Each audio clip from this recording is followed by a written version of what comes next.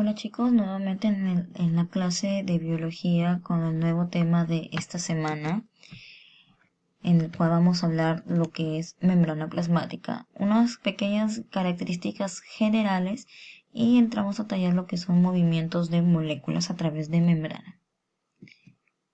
Siempre resaltando las consultas por Educai y las presentaciones de tareas, sus recomendaciones. Ahora sí. Hemos comenzado con el segundo trimestre con lo que es el nivel celular y entramos al tema que es membrana plasmática. También llamada o conocida como membrana celular o plasmalema.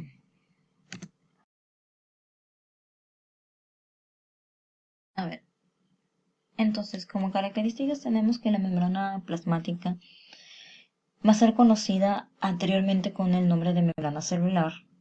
Y esta es una cubierta que va a envolver y va a delimitar a la célula, ¿ya? Separándola así del medio externo. Va a funcionar como una barrera entre el interior de la célula y su entorno, ¿no? Ya que va a permitir la entrada y la salida de moléculas a través de ella. Este paso de moléculas es un fenómeno llamado de permeabilidad, pero la membrana no deja pasar fácilmente a todas las moléculas.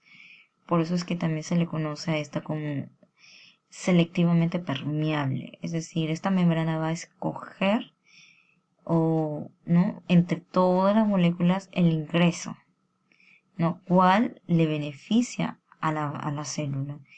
Entonces no es que sea totalmente permeable, porque si no, esta célula va a entrar en un desequilibrio, porque se puede hinchar y explotar y de esa manera morir, o permitir que salgan moléculas, secarse y también de esa manera morir.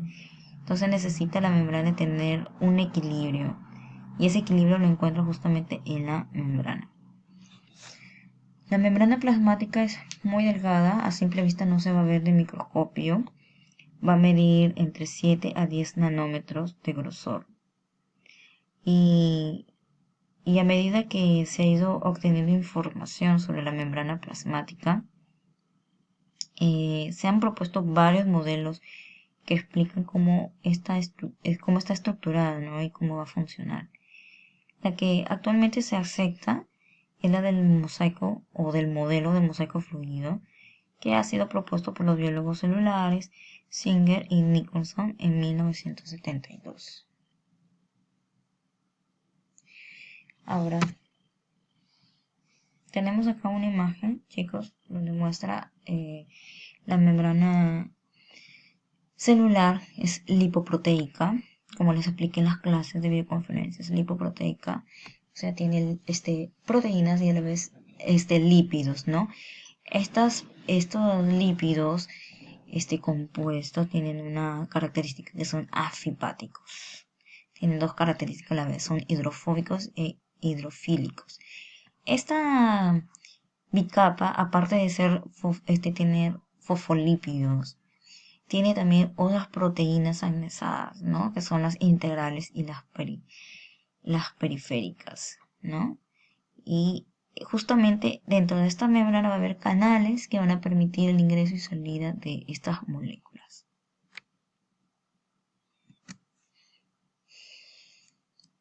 Con respecto a lo que es el mosaico fluido, ya este modelo propone que la membrana está formada por dos capas, como les decía, ¿no? De fosfolípidos en la que están incluidas numerosas proteínas, ya les mencioné, las que se van a localizar en la superficie exterior o también en el interior de la bicapa lipídica y se van a llamar periféricas, y las que penetran la bicapa son proteínas integrales. Ahora, a veces las proteínas y los lípidos tienen carbohidratos unidos a ellas, entonces van a formar lo que se llaman las glucoproteínas y glucolípidos, respectivamente. Las proteínas que están unidas a carbohidratos se van a llamar glucoproteínas y los lípidos que están unidos a carbohidratos se van a llamar glucolípidos. Debido a que las moléculas de fosfolípidos no están unidas entre sí, esta doble capa es bastante fluida, permitiendo un movimiento lateral tanto de los fosfolípidos como de las proteínas. Ahora, con respecto a lo que es movimiento de las sustancias a través de la membrana.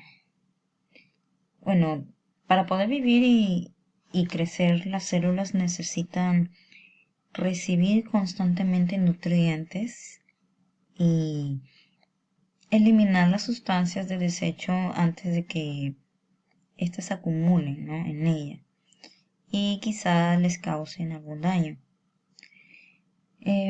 También las células van a secretar sustancias producidas por ellas mismas. Todos los nutrientes, desechos y secreciones deben pasar a través de la membrana, ¿no?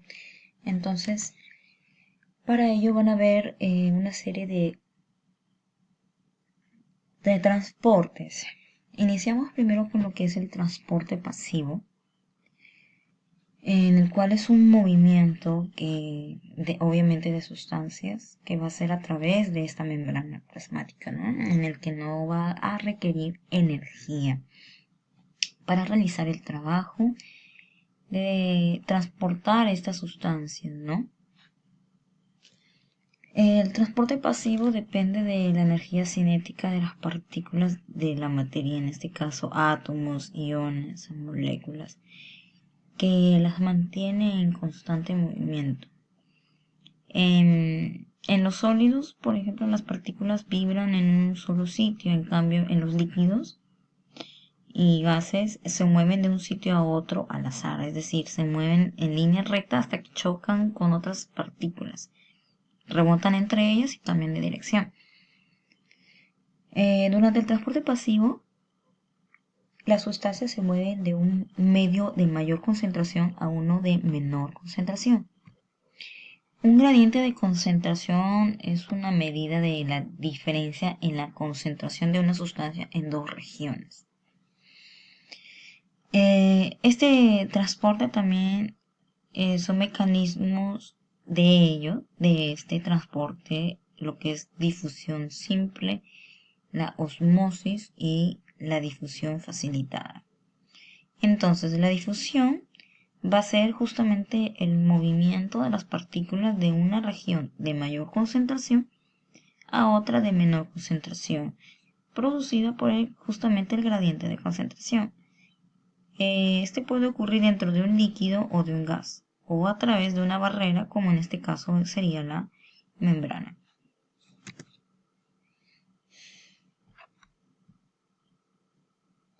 Ahora, con el primer caso de mecanismo de transporte pasivo, tenemos lo que es la difusión simple. Ahora, la difusión simple, muchas moléculas van a atravesar la membrana plasmática por esta difusión debido a las diferencias de concentraciones entre el citoplasma de la célula y su medio externo. Entre las moléculas que pasan por difusión está lo que es el agua, el oxígeno, el dióxido de carbono. Y también en este caso los solubles en lípidos. Al proceso de difusión de moléculas a través de la membrana plasmática es lo que se le llama difusión, ¿ok? Es lo que se llama difusión simple. Ahora, el agua, el oxígeno y el dióxido de carbono pasan a través de los espacios que hay entre las moléculas que forman justamente la membrana. Entonces, las sustancias solubles en lípidos es el alcohol etílico y la vitamina A, que van a pasar justamente a través de la membrana, pero disolviéndose en ella. Es algo muy simple, por eso se llama difusión simple. Con respecto a la osmosis, chicos, es la difusión del agua a través de una membrana selectivamente permeable. ¿Ok? Muy bien. Entonces, desde una región donde está más concentrada a una región que está menos concentrada. Ahora, la osmosis va a ser el nombre especial que va a recibir la difusión simple del agua debido a las concentraciones tan drásticas que puede tener para la célula, ¿no? Las células no tienen control sobre la osmosis. Entonces, la dirección en la cual se difunde el agua depende solo de la concentración de las moléculas de agua fuera y dentro de la célula. En su mayor parte, las membranas celulares son muy permeables al agua. Todas las células contienen sustancias disueltas en su citoplasma, como son en el caso de sales, minerales, azúcares, proteínas, etcétera. Por lo que el flujo de agua de la membrana o por la membrana va a depender de la concentración de agua en el líquido que baña o que va a rodear a la célula. Entonces, veamos cómo afecta este proceso a la célula en una planta. Por ejemplo, si la solución que rodea la célula tiene una concentración más alta de moléculas de agua que el contenido de esta célula, las moléculas de agua entrarán a la célula y van a causar una presión llamada turgencia. Esto va a provocar que la célula se ponga rígida, permitiendo que los tejidos suaves de la membrana, como en el caso del pétalo, hojas, tallos, en este caso tiernos, se mantengan firmes. En cambio, si la solución que rodea la célula tiene una concentración de agua menor que dentro de la célula, el agua difundirá hacia afuera de la célula perdiéndose la turgencia. Esto va a causar que el contenido de la célula se va a encoger y los tejidos suaves de la planta se marchiten. En este caso del efecto de la concentración del agua en células, tenemos en las células no vegetales, ¿no? El efecto de turgencia, por ejemplo aquí, ¿no? La célula no se va a alterar, pero la célula cuando se hincha, sí, en caso puede explotar. En el caso de secarse, mire cómo está el tamaño del contenido, esta se puede encoger y por lo tanto marchitarse. En el caso de la difusión facilitada, vamos a llamar difusión justamente de moléculas a través de la membrana plasmática con moléculas de transporte. Muchas sustancias necesarias para la célula, como en el caso de los iones, los monosacáridos o aminoácidos, a pesar de estar en mayor concentración fuera de la membrana plasmática, no pueden atravesarla ya que van a ser unas insolubles o demasiado grandes para abrirse paso a través de esta membrana. Entonces, hay moléculas que pueden atravesar y difundirse solo con la ayuda de unas proteínas llamadas de transportes, llamadas canales y portadoras. Las proteínas de canal forman poros permanentes o canales en la bicapa por medio de los poros, los cuales ciertos iones pueden cruzar la membrana. En este caso, la imagen, tenemos acá un canal, no, este es un canal que está justamente atravesando la membrana.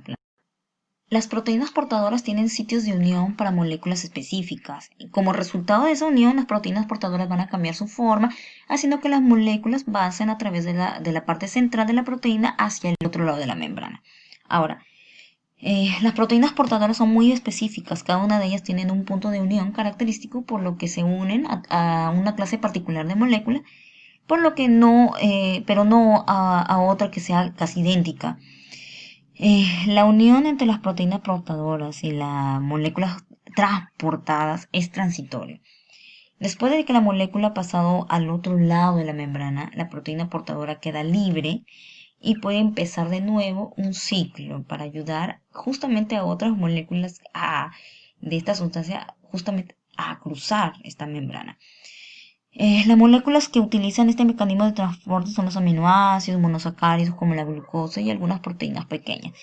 En la difusión facilitada, las moléculas se mueven a favor de un gradiente de concentración, es decir, de una región de mayor concentración a una de menor concentración. Y así es como este transporte va a ayudar justamente a estas moléculas que no pueden ingresar por su tamaño o su movilidad a que atraviesen esa membrana con mayor facilidad por medio de esos canales que se abren y se cierran, como en este caso de la imagen. Van a abrirse, van a estar cerrados de un lado y luego van a abrirse del otro extremo y así dejar ingresar. Muy bien, chicos, eso ha sido todo. Nos vemos la siguiente clase. Hasta luego.